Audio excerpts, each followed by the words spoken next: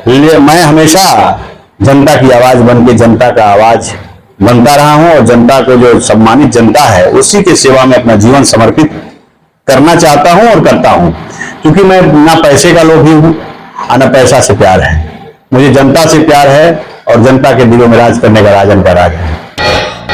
एक सवाल मैं पहले भी आपसे पूछ चुका हूं कि जब भी चुनाव आती है जनता में एक आस जगी रहती है कि राजन तिवारी जी आएंगे, चुनाव लड़ेंगे, वो हमारा प्रतिनिधित्व करेंगे, लेकिन ऐन मौके पर आपका चुनाव नहीं लड़ना लोगों को तकलीफ भी लगता है। इस बार क्या? मैं पहली प्राथमिकता पार्टी से बना हुआ व्यक्ति हूँ, पार्टी से उम्मीद रखता हूँ, पार्टी का सेवा करते आ रहा हूँ 2019 से, और मैं चुनाव लड़ने के लिए प्रतिबद्ध हूं। जनता मुझे पुकार रही है, चुनाव जो अवश्य लड़ूंगा, इसमें कोई रोक टोक नहीं है।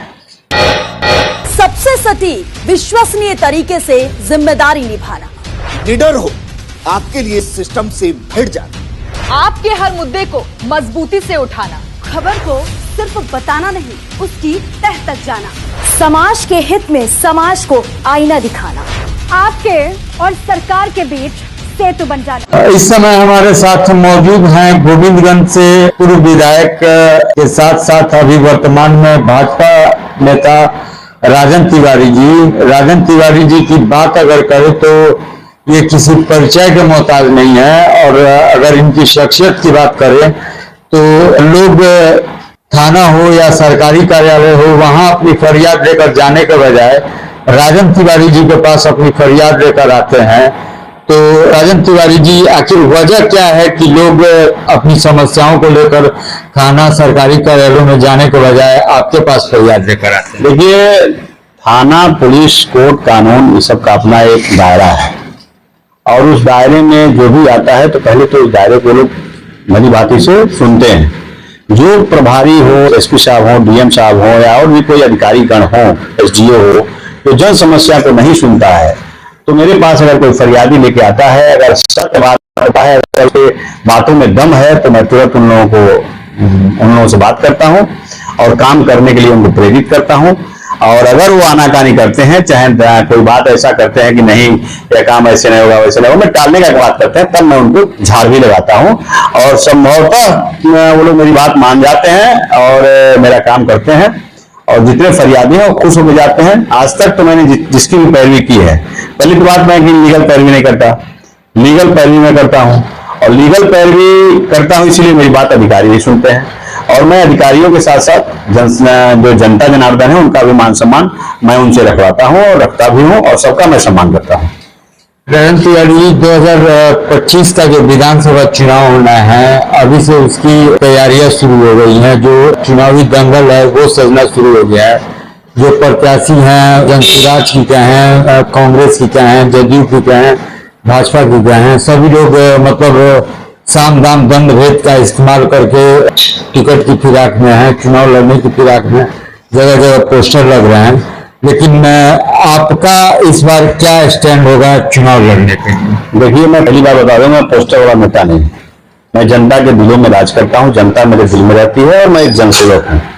और जहां तक चुनाव की बात है तो पश्चिमी चंपारण से लगाव रहा है और लगाव है, और पश्चिमी चंपारण का नरकटियागंज विधानसभा में चयन किया हूं। इस बार 2025 का नरकटियागंज विधानसभा से चुनाव लड़ने की इच्छा रखता हूं और चुनाव लड़ूंगा भी। आशा नहीं, पूर्ण विश्वास है कि मुझे पार्टी टिकट देगी और पार्टी के आदेशानुसार मैं चुनाव लड़ने जाऊंगा। दूसरी चीज मैं बता दूं कि आज तक चंपारण, पश्चिमी चंपारण में वाल्मीकि नगर विधान लोकसभा क्षेत्र जो है, जिसमें 6 विधानसभा आते हैं, वहां के जनप्रतिनिधियों में काफी जो है जनता के बीच जनता का मैं आक्रोश देखता हूं, क्योंकि जनप्रतिनिधि वहां काम में विश्वास नहीं करते, जनता के कामों में विश्वास नहीं करते। पार्टियां टिकट देती हैं, पार्टी के लहर में लोग जीत तो जाते हैं, लेकिन जनता का ध्यान वो लोग नहीं देते हैं। तो अभी तो मैं चूंकि एनडीए गठबंधन में हूं और एनडीए गठबंधन के सारे नेता मिलकर के चंपारण में विकास का काम कर रहे हैं, जन सेवा भी कर रहे हैं, तो इसलिए मैं जब जाऊंगा तो नया आयाम मेरा ही रहेगा, क्योंकि मैं जहां जाता हूं नए तरीके से काम शुरू करता हूं। पहले तो मैं हम जिस क्षेत्र में जाएंगे वहां पहले तो उसको अपराध से मुक्त कर दूंगा।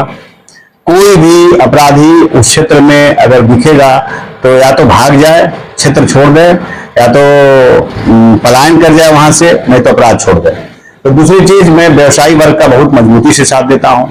तीसरी चीज की जनता में जितने भी काम बाधित जनता को करने वाले लोग हैं उन लोगों को भी मैं बख्शने वाला मैं नेता नहीं हूं, क्योंकि मैं ना दलाली करता हूं, ना दलाली लेता हूं, ना चाटुकारिता करता हूं, ना चाटुकारिता अच्छा लगता है। मैं जो जनता की आवाज है, जिस रूप में जनता मुझे देखती है, देखना चाहती है, सुनना चाहती है, उसी रूप को मैं पसंद करता हूं। उस रूप को नाम कोई कुछ भी नाम दे, मैं उससे कोई मुझे गुरेज नहीं है, देते रह लो नाम देता है। नहीं कहता है कि जब व्यक्ति अपना प्रगति का व्यक्ति में एक पथ को चयन कर लेता है, गरीबों की सेवा की भावना उसके अंदर आ जाती है, तो व्यक्ति किसी का परवाह नहीं करता, उसके ऊपर कोई लाच ना लगा दे। जैसे मुझे ही तमाम नाम लोग देते हैं कि कोई कहता है बाहुबली है, कोई कहता है माफिया है, कोई कहता है कुछ है, लेकिन मैं जानता हूं मैं क्या हूं। मैं खुला हृदय का व्यक्ति हूं, ना कभी मैं अपराध किया, ना अपराध से कभी वास्ता रहा। मैं हमेशा जनता की आवाज बन के जनता का आवाज बनता रहा हूं, और जनता को जो सम्मानित जनता है उसी के सेवा में अपना जीवन समर्पित करना चाहता हूं और करता हूं, क्योंकि मैं ना पैसे का लोभी हूं और ना पैसा से प्यार है। मुझे जनता से प्यार है और जनता के दिलों में राज करने का राजन का राज है। नरकटियागंज विधानसभा को आपने चुना है, नरकटियागंज के लिए चुनौती आपके लिए यह होगी कि वहाँ केंद्रीय मंत्री हैं, उनका पैतृक आवास क्षेत्र है, जो सांसद हैं जेडीयू के उनका भी पैतृक आवास क्षेत्र है, जो पद्मश्री विधायक हैं रामनगर की उनका भी पैतृक क्षेत्र आवास है, जो स्थानीय विधायक हैं भाजपा की रश्मि वर्मा उनका भी पैतृक क्षेत्र आवास है, जो सिकटा के माले के विधायक है वीरेंद्र गुप्ता उनका भी पैतृक क्षेत्र आवास है। इतने सारे बड़े जनप्रतिनिधि मंत्री होने के बावजूद भी नरकटियागंज की अगर बात करें तो वहाँ जो एक मूलभूत सुविधा होती है हर नागरिक की, हॉस्पिटल तक की व्यवस्था आप देखेंगे तो परेशान हो जाएंगे। उसके अलावा जो सरकारी कार्यालय हैं, वो चाहे अंचल हो, प्रखंड कार्यालय हो या जो भी कार्यालय हो, यहाँ बिचौलियों का बोलबाला है। एक तरह से वहाँ की जनता इतने सारे जनप्रतिनिधि होने के बावजूद भी त्रस्त है। इसका क्या कुछ है? देखिए, मैं किसी नेता की तुलना अपने से नहीं करना चाहता।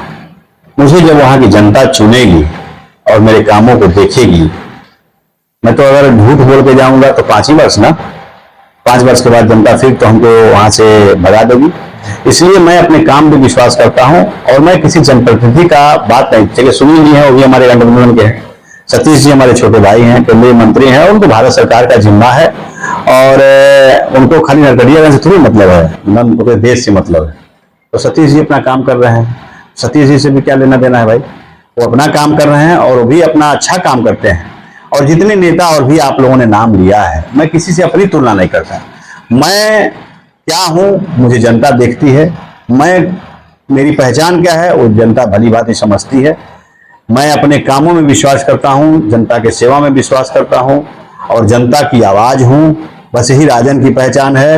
राजन को ना दलाली मैं एक बात पहले भी कह दिया कि दलाली चाटुकारिताओं से मैं दूर रहता हूं।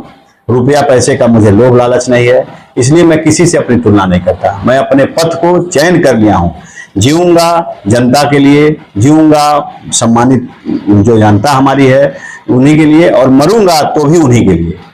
इसलिए मैं अपना रास्ता खुद चयन किया हूं और जिस रास्ते पे मैं चलता हूं और जनता जिस रूप में मुझे देखना पसंद करती है उसी रूप में मैं दिखता हूं, चाहे वो रूप कोई हो। एक सवाल मैं पहले भी आपसे पूछ चुका हूं कि जब भी चुनाव आती है जनता में एक आस जगी रहती है कि राजन तिवारी जी आएंगे, चुनाव लड़ेंगे, वो हमारा प्रतिनिधित्व करेंगे, लेकिन ऐन मौके पर आपका चुनाव नहीं लड़ना लोगों को तकलीफ भी लगता है। इस बार क्या मैं आपको बता देना चाहता हूँ कि क्या करूँ। मैं पार्टी में हूँ, पार्टी से बधा हुआ व्यक्ति हूँ, पार्टी टिकट नहीं देती है, दे पाती है क्योंकि गठबंधन में सीट चली जा रही है। लेकिन इस बार हमको पूरा विश्वास है कि जिस तरीके से मैंने लोकसभा में, चाहे जिस तरीके से मैंने अन्य क्षेत्रों में घूम करके पार्टी को मजबूत किया, एनडीए गठबंधन को मजबूत किया, तो मुझे पूरा विश्वास है कि इस बार एनडीए का मैं प्रत्याशी के तौर पर चुनाव लड़ूंगा। अगर पार्टी कहीं से अगर किसी के बहकावे में आ जाती है और मुझे मतलब टिकट नहीं देती है, लेकिन मैं आपके चैनल के माध्यम से फिर भी बता देना चाहता हूं कि चुनाव मैं लड़ूंगा, अवश्य लड़ूंगा। अगर मैं जिंदा रहा तो चुनाव अवश्य लड़ूंगा। बाकी अगर दुनिया में कोई ताकत नहीं जो मुझे रोक दे, इसलिए मैं पहली प्राथमिकता पार्टी से बना हुआ व्यक्ति हूं, पार्टी से उम्मीद रखता हूं, पार्टी का सेवा करते आ रहा हूं 2019 से, और मैं चुनाव लड़ने के लिए प्रतिबद्ध हूं। जनता मुझे पुकार रही है, चुनाव जो अवश्य लड़ूंगा, इसमें कोई रोक टोक नहीं है। नरकटियागंज क्षेत्र को आपने चुना है, नरकटियागंज क्षेत्र की जनता के लिए क्या संदेश होगा आपका? नरकटियागंज क्षेत्र की जनता के लिए मेरा यही संदेश है। पहले तो मैं त्योहार की छठ पर्व है, छठ पर्व की बहुत ढेर सारी बहुत शुभकामनाएं और बधाइयां देता हूं। हर्षोल्लास का पर्व है, सूर्य भगवान का पर्व है, मिल करके आपस में भाईचारा बना करके छठ पर्व को मनावें, उसकी मैं शुभकामनाएं देता हूं। और दूसरी चीज मैं बता देता हूं कि नरकटियागंज में जो भी स्वास्थ्य, शिक्षा और विकास अवरुद्ध है, उस विकास को मैं प्रगति के पथ पे ना दिखलाया तो राजन तिवारी नाम नहीं, और वहां से अपराध मुक्त, भय मुक्त वातावरण दूंगा। जो जमीन से संबंधित जो भी दलाली कर रहे हैं, चाहे जो भी माफिया हैं जो पैसे की रंगदारी वसूली करते हैं, उन सबों से नरकटियागंज को मुक्त कराऊंगा। और नहीं मुक्त कराऊंगा तो अपने आप को कभी भी नरकटियागंज में मैं उसको मुंह नहीं दिखाऊंगा 5 वर्ष के बाद। चलिए, तो आप सुन रहे थे राजन तिवारी जी को। राजन तिवारी ने खुले तौर पे स्पष्ट कर दिया है कि चुनाव लड़ना इनका तय है। अभी ये एनडीए में हैं और एनडीए से प्रबल संभावना है टिकट मिलने की। अगर टिकट भी नहीं मिलता है तो इन्होंने स्पष्ट कर दिया है कि चुनाव लड़ना इनका तय है। सबसे बड़ी बात आपको बता दें कि इनका जो जनता से वादा है, ये नरकटियागंज को अपराध मुक्त, सरकारी कार्यालयों में जो बिचौलिए सक्रिय हैं, वहां जो भू माफिया सक्रिय हैं, वैसे लोगों को इन्होंने खुले तौर पे बोला है कि अपराध हो या अपराधी हो या अपराधी जो भी लोग हों, वो नरकटियागंज को छोड़ दें और वहां की जनता को सुरक्षा देने के साथ साथ ये जनता के हित के लिए पूरी तरह से सजग और तत्पर रहने की बात भी कर रहे हैं। सहयोगी पवन कुमार के साथ राजेश कुमार, रिपब्लिक बिहार 24 न्यूज बेतिया। इस खबर में फिलहाल इतना ही, लेकिन आपको एक खबर अच्छी लगी तो इस खबर को लाइक कीजिए और चैनल को फ्री में सब्सक्राइब करना बिल्कुल मत भूलिए।